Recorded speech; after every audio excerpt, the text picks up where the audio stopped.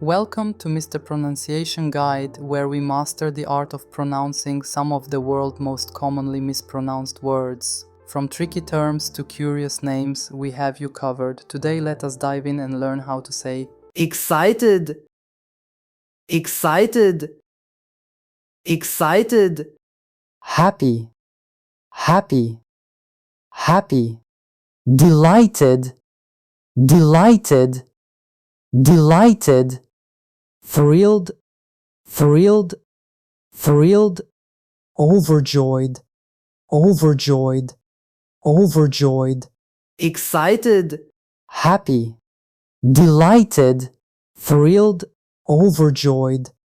Check out more videos on pronouncing tricky words and names with confidence.